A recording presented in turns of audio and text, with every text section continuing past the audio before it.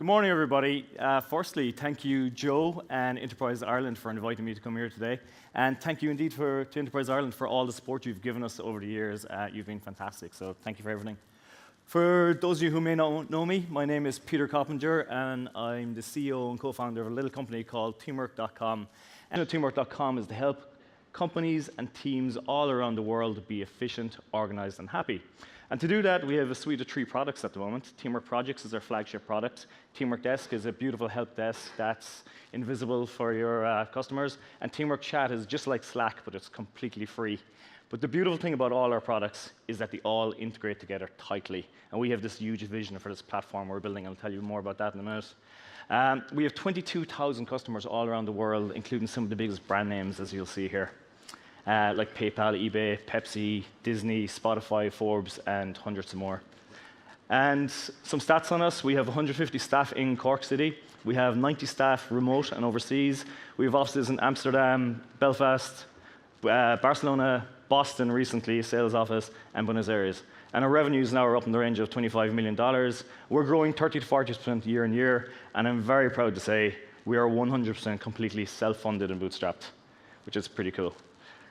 A few pictures of our office. This is the recent Grand Council event we had in Cork.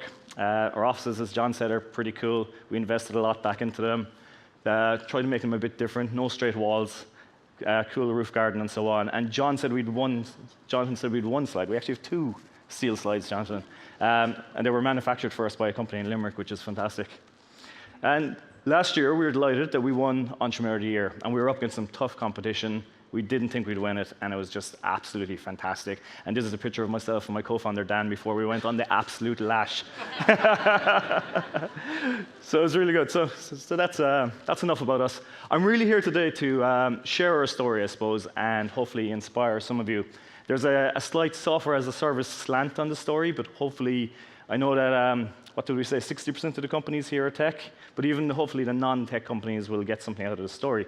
Because I'm a nerd developer, and I never thought that I'd be standing up here today in front of so many people sharing our story and our success, I suppose. So if I can take you back to 1999. My co-founder, Dan, and I met in college. We had big aspirations. This internet thing started happening without us. We both dropped out of college. We both had ambitions of building a big software company. We were deeply inspired by Microsoft and Bill Gates and so on. But we decided there was a bit of money to be made in this internet lark, and we actually started a consultancy. And we kind of got sucked into that consultancy trap for years. And over the years, we went from developing web applications to developing e-commerce websites to developing lots of small applications and big applications for pharmaceuticals around Ireland and Lidl and Aldi and all this. And over the years, we honed our skills at user interface design, at database design, and we built hundreds of applications. We became experts at the art of building applications for other people and made all the mistakes along the way. But 6 years in, we weren't making good money. And I remember one Christmas, I came back in after Christmas, and I think it was around 2006. I said to my co-founder, Dan, we're working hard. We have more work than we can handle. We have a great reputation, but we just don't seem to be making any money. There's something wrong here. And I said, look, we're going to give it 1 more year, and we're going to get smart about the business side of things, or I'm going to go away and get a real job. And we decided to double, with nothing to lose because we're going out of business, we decided to double our prices overnight. We decided to start doing stage payments. We decided to start actually doing contracts for every job we had. And we decided to stop spending the VAT money, because there was one incident where the tax sheriff was knocking down the door saying, where's the money? And I remember the 2 of us actually took out a car loan to pay off our VAT bill. So we've been through it all.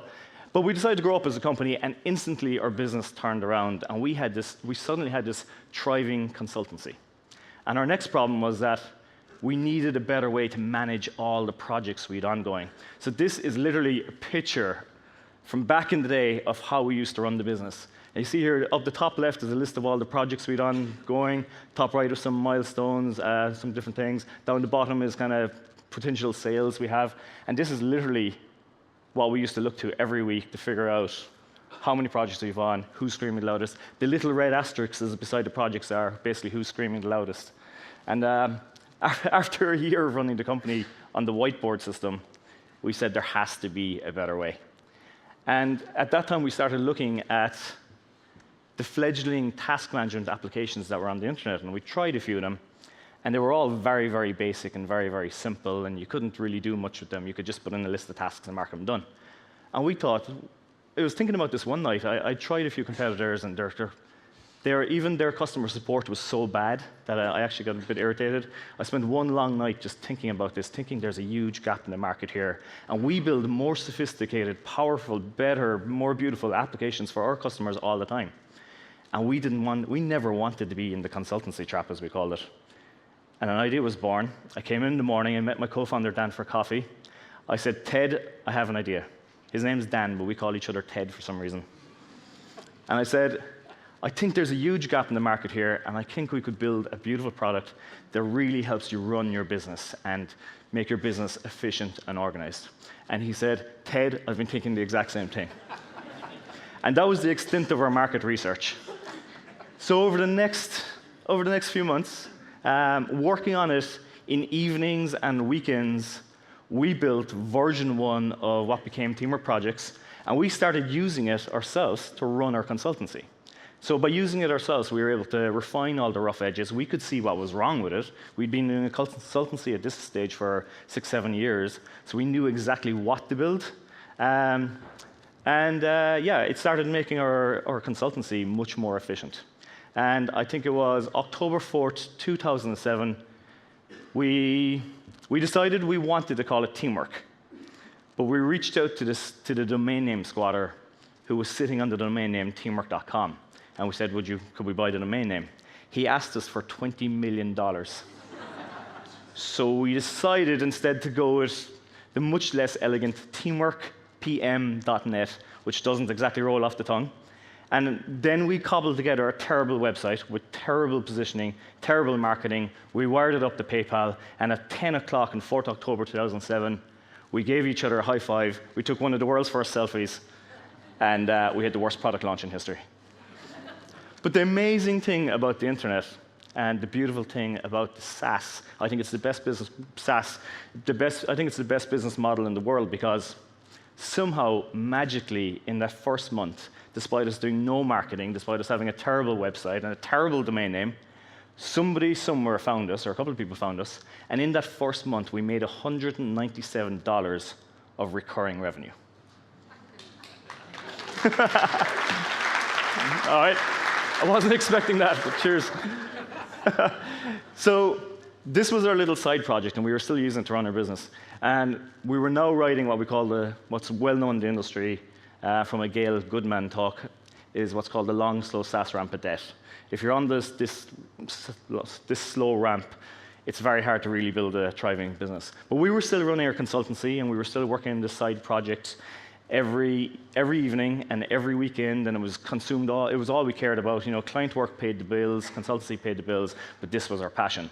And we actually used to have Homer Simpson say "pizza money" every time we got a sale. So we'd be working away in the office, and pizza money would go off randomly, and we'd be delighted with ourselves. Another $50 recurring revenue. And after a while, after about a year in, pizza money was happening every 5 minutes, and it got pretty irritating. So we turned off Homer Simpson. And we were always kind of adding the features we needed to run our business. And because we always had a really strong service culture, and we always really looked after our customers in the consultancy world, when we had the product, we took that kind of instinct to really look after our customers into the product world as well. So when our customers would give us a good idea, like, why don't you have the ability to prioritize tasks, we'd say, that's a wonderful idea. We'd get it done 2 hours later, and we'd get back to them, and we'd absolutely blow them away and make a customer for life. But we rode this long SaaS ramp of debt for 3 years, as you said, probably way too long as our side business. And as it started making more money, we actually dedicated Fridays to working on this. As it started making a bit more money, we dedicated Thursdays and Fridays. And it got to the point where we had almost more money coming in from this side project than we did from our consultancy. And it was also what we wanted to do. And by the way, in case you ask, we had never even heard of VC back then. It was just an alien concept to us. And we also had never heard of EI back then. So, you know, we should have applied for high potential startup funding and got somewhere. A few people also told us along the way that your idea sucks. So we just plodded our own course. But we got to the point where we had 30,000 roughly coming in a month from this side project, where we were able to switch to it full time. But we had the challenge that we had all these loyal customers we'd built up over the years, and we didn't want to leave them high and dry. So we actually went looking around, and we found a fantastic agency in Cork. They're now called Granite Digital. They were called Granite. We were called Digital Crew. We reached out to them and we said, would you take our book of business? They said, OK, we'd love to. How much would you like for it? And we said, no, we don't want anything. All we ask is that you look after them and really look after them, and please don't drop the ball. And they were delighted with that. And Granite became Granite Digital. We handheld them, taking over all our customers, and now they're one of the best, biggest, most successful web development agencies in Ireland, so I'd encourage you to check them out, and they did a great job. But that freed us up to work on teamwork. And we went hell for leather with features and everything else, added a few more staff and so on. But we were always really frugal, being a self-funded company. And now, there's a million milestones I could go into, but I'm kind of limited for time today. But I want to tell you about some of the biggest ones. Coming back to that domain name, that was $20 million. I was in the pub one night, and I decided I would love to get teamwork.com. So I shot an email to this domain squatter. I said, would you sell the domain name for $50,000, final offer? And he must have been in a pub somewhere else in the world, because he shot back an email instantly with 3 words that I'll never forget. Same lowball offer. And I was really angry, and I shot him back an email saying, for the love of God, would you give me a realistic price? And he shot back instantly, I'd consider $675,000. And this was the first time we'd got a realistic offer off the guy. So I'm in the pub. I quickly translated that to euro. It was exactly 500,000 euro, €500,000. And then I checked our bank account. And we'd always been really frugal. We had exactly 530,000 euro in our bank account. And about 4 seconds later, I replied, sold. And then it took me 2 days to build up the courage to tell my co-founder that I just spent all our money, €500,000, on a bloody domain name. And needless to say, I phrased it as, we have an offer. Little did he know the contracts were in the post. But he was pretty hesitant, to say the very least. But then I pulled out what I call my Martin Luther King speech, I have a dream. And I said, look, Dan, Ted. I said, look, we can always make more money. We can always make more money. But what I don't want is to be 80 years old and look back with regret. And he looked me in the eye and he said, screw it, let's do it. And we bought teamwork.com. We relaunched. We went from a terrible brand to a good brand. We improved the website and everything else. And this is one of the important things I want you to take away today. With no changes to the product, just by fixing the branding, the marketing, the positioning, things took off for us. We launched a brand new website in 2013. And as you can see, our sales absolutely hockey sticked. So key lesson I want you to take away today. Don't neglect the brand. Don't neglect your website, your marketing, your positioning. On positioning, by the way, we used to say project management made easy. We learned over the years that that resonates with nobody. It means nothing. You got to have a positioning statement that means something. So now we had a real credible brand. We had always had great software. Now we had a real credible brand. And this event happened. We got an unexpected call one day, and it was from Disney. And it was this really unlikely name that I won't repeat in case you look up the guy. But his first name and his last name are the same. And I thought this must be a prank call. And I'm this guy on the phone going, yeah. Yeah, this is one of the lads winding me up, Disney, yeah.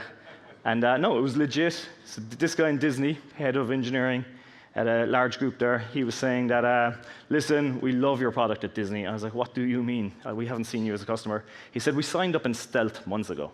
We signed up under a different name. We didn't want you bothering us. We needed it for a small project, and it's grown like gangbusters inside the company. You have all the features we need. You're saving us sending thousands of emails. Everyone's organized in one place. It's spreading from department to department. For the love of God, can we get an enterprise version of it?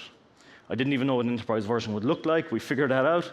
We got security audits over the next few weeks. We had external people trying to penetrate our software, looking for vulnerabilities. We had to add a couple of simple things to the office. We had to add single sign-on and so on. And 6 weeks later, without ever meeting them in person, Disney became our first enterprise customer. And by the way, we sold them way too cheap, but Disney as the first enterprise customer is pretty epic. That led to the next milestones, the creation of a proper sales team at Teamwork. So now we had an enterprise version of our product, because we'd always been selling, I suppose, for about $1,000 a year, pretty cheap, and we were never really going to get up to significant revenue at that milestones.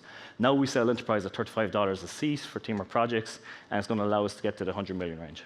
But anyway, we decided a few months after the Disney event that we would add our first salesperson. It was a bit of an experiment. We hired a guy.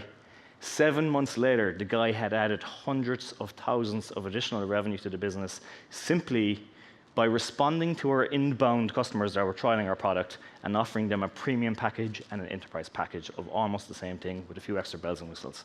So that's another key lesson. Always have something more you can upsell to your customers, because there's some customers that will just resonate with the bigger packages. And this is what our sales team looks like today. So today we have an SDR team, the qualified leads. We have an SMB team, handle all the small stuff. We have an international team, and we have a North America team. And we've just opened an office in Boston where we're building out a field sales team with Enterprise Ireland support, so thank you for that. So lots of great things happening there. So definitely start a sales team earlier. Next kind of part along the way is that we now had a great brand, we had a great product, and we realized we could actually be more than just a single product company. And our vision for where we could go as a company, it was never written down. It was always a case of, let's just make a bit of money. But now we started to dream, and we started to think that we could actually build a platform that allows you to run your entire company. Because our customers are asking us what help desk integrates with Teamwork projects, what chat integrates with Teamwork projects, what CRM integrates with Teamwork projects. So our vision now is to build a suite of 10 products that all integrate together really tightly to run the core of just about every business. And we've that written down, and we've also just been getting a lot more organized. And these two things together, getting the vision right, getting them more organized, ramping up across the board, has led to between 30 to 50% revenue growth every year. So I want to point out something that's been kind of instrumental as well. There's a system called Entrepreneurial Operating System, EOS. And it's a very simple, common sense framework for how to run the company. And it's all defined in a book called Traction. We really like that it's written down. We don't have to figure out how to run the company anymore. We spend our time actually running the company. Part of the EOS system is you create something like this. You define your core values, your core focus, your 10-year target. So we want to be generating 450 million a year in this emerging cloud business operating system category. We define our marketing strategy, our 3-year picture, which is a rough idea of where we're going, 1-year plan, which is a rock-solid idea of where we're going, what our targets for the rocks for the quarter are, and then some issues that are stopping us getting to where we want to go. So I'd encourage you all to have a look at this EOS thing in a book called Traction. It might help a lot of you with your scaling issues. As we've developed as a company, we decided a couple of years ago that it's easier to do this in the early days. We decided 1% of our profits are going to go to good causes. We started this, I think, 4 years ago, when we were pretty small and we had no profits.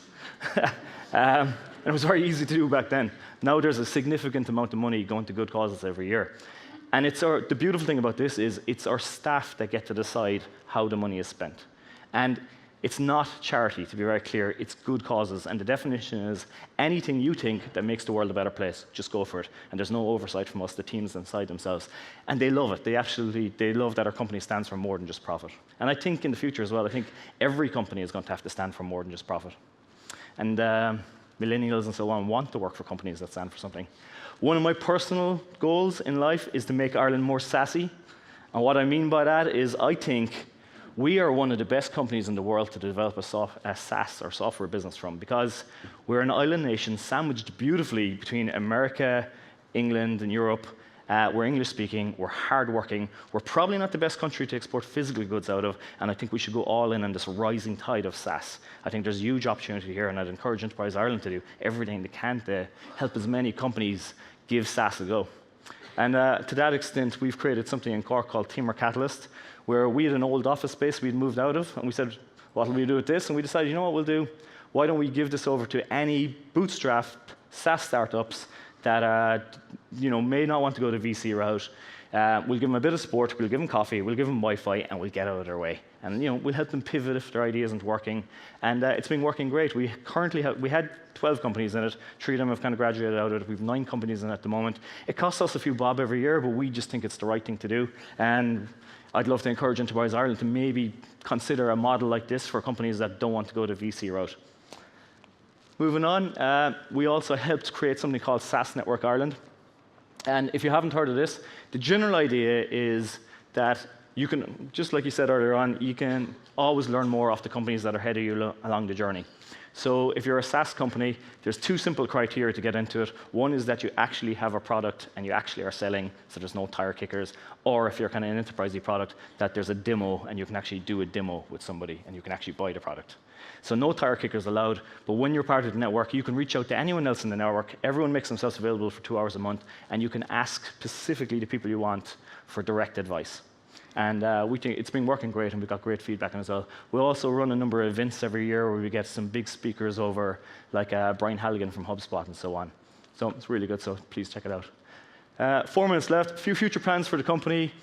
We are, at the end of this month, on February 28th, a week after my 40th birthday, we're launching a new version of our brand. So we're still teamwork.com, but beautiful new logo, beautiful new website, switching more to being about selling a solution rather than a tool, kind of moving a little bit more upmarket. And we're just having a big party, basically, in Cork and Páirc Uí Chaoimh to celebrate the event. So if you're around on February 28th and you fancy a party with a free bar, just send me an email later on and I'll hook you up. But we think this brand is going to be instrumental for helping us get to the 100 million range, because we think our current brand is looking a bit dated, but very excited about this brand refresh. 4 weeks after that, we're launching product number 4, which we've been working on for the last year. And a month after that, 4 weeks after that, we're launching product number 5, which we've been working on for the last year and a half. And we're going to have a pretty comprehensive suite of 5 products.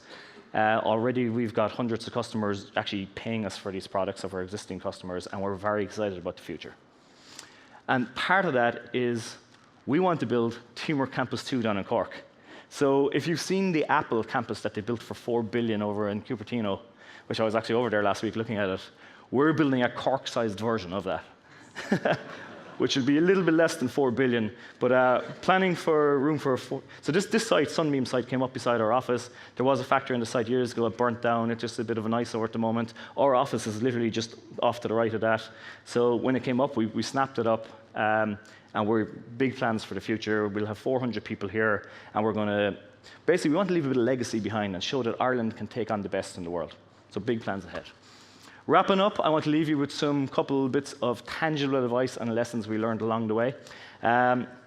We did a couple of things right, so not to pat ourselves on the back too much, but we always put our customers first. We always had a kind of service-oriented mindset and fanatical sport, and I think we carried that over from our consultancy days.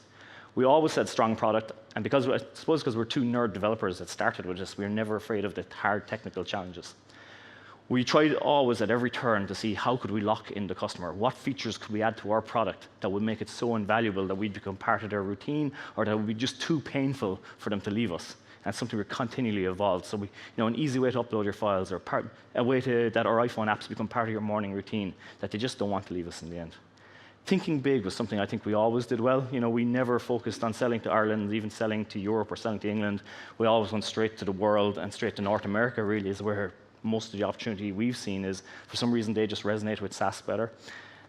We've taken big calculated risks, from the domain name to the offices and so on, to the product suite, being a multi-product company. Most of them have paid off, not all of them, but it's what's allowed us to scale. And I think we have a culture of continuous learning right across the company, and that's been fantastic for us, especially, again, off the people that are ahead of you along the journey. A couple of things we did wrong that you probably learn more from.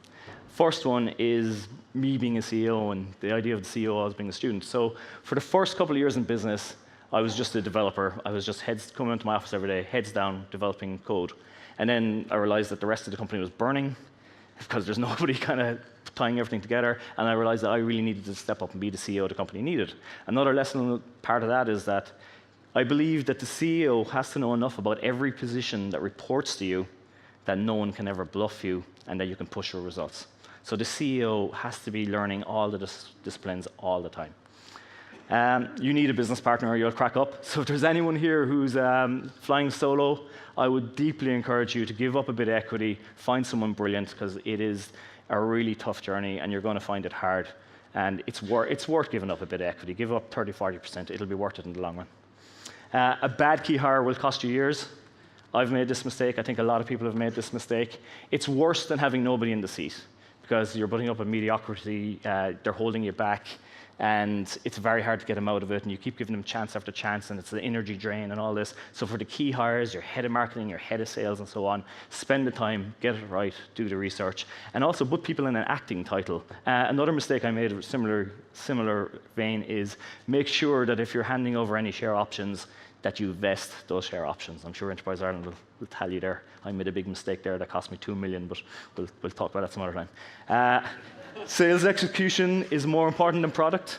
So unfortunately, we don't live in a world where the best product wins. Yes, the best product will do really well, but it's all about the execution. You need a great product, but you need to tie it back with fantastic sales execution, discipline, website, and the next 2 points, marketing and position are also critical. So there's no point having a great product and great sales team if you don't have your marketing right, and your positioning has to resonate with people. Screen is telling me I have 17 seconds, I'll blitz on. Pricing model, it was something we didn't review often enough. You should be looking at your pricing model every 6 months if you want to move up market. It's something we neglected for years. SaaS metrics for the win. We weren't focused enough on metrics over the first years. If we had that real discipline around metrics and MQLs, leading to SQLs, leading to SEOs, if you don't know what any of that means, you have a lot to learn, but you really need to be focused on the metrics to help you grow your company. Go with your gut. There's oftentimes I didn't go with my gut. I knew something was wrong. I knew somebody was bullshitting me, and I didn't go with my gut. I didn't fix it. I didn't dig in, and I've always, looking back now, I regret those decisions. So always go with your gut. Vision and values are important. In the early days, when you're fledgling, if anybody talks to you about vision and values, just punch them in the mouth. Don't worry about it. Just build a product that people love, that you can sell. But when you get to scale, when you get to a bit of scale, 25 people or so, that's when having a written vision and written values becomes really, really important to allow you to scale. And lastly, it's very simple. Don't stress. Have a vision. Figure out your number one top challenge. Get it fixed, and repeat. And that's it. I hope you...